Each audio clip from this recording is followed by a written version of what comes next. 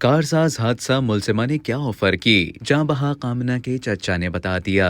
कारसाज पर ट्रैफिक हादसे में जाँ बहक होने वाली तालिबा आमना के चचा और मरहूम इमरान के भाई का कहना है कि उन्हें मुलजिमा नताशा को बचाने के लिए ताहाल कोई ऑफर नहीं की गई। कराची के इलाके कारसाज पर चंद रोज कबल तेज रफ्तार गाड़ी मोटरसाइकिल सवारों को रोनते हुए दूसरी गाड़ी से टकरा गई थी। इस हादसे में बाप बेटी जाँ बहक हो गए थे, जबकि पुलिस ने हादसे की जिम्मेदार खातून को गिरफ्तार कर लिया था। वाकये की कई फुटेजेस सामने आ चुकी हैं और जिना अस्पताल की जानिब से नताशा इकबाल की जहनी हालत को दुरुस्त करार दिया गया है। अब निजी मीडिया से गुफ्तगू करते हुए जाँ बहक आमिना के चाचा ने बताया कि पाकिस्तान पीपल्स पार्टी के रहनुमा MNA शर्मिला फारूकी ने मरहूम भाई की अहलिया से मुलाकात की और उन्हें यकीन दिलाया कि सिंध हुकूमत की जानिब से मुलजिम को सजा दिलवाने तक मुकम्मल ताउन हासिल रहेगा। आमिना के चाचा का कहना था कि केस के आगाज में मायूसी थी कि इंसाफ नहीं मिलेगा, लेकिन कुछ लोगों के बायस मुलजिम को सजा दिलवाने की उम्मीद बन गई है। मुलजिमा की जानिब से डील के सवाल पर आमिना के चचा ने कहा कि नहीं, हमें मुलजिमा की जानिब से कोई डील ऑफर नहीं की गई, न ही इस हवाले से कोई मुलाकात हुई है और न ही हमारे अहले खाना को इसमें कोई दिलचस्पी है। उन्होंने मजीद बताया कि 322 ताज़ीरात हिंद पाकिस्तान के तहत मुलजिम की जो सजा बनती है उसे वो मिलनी चाहिए ताकि माशरे में एक मिसाल कायम हो सके।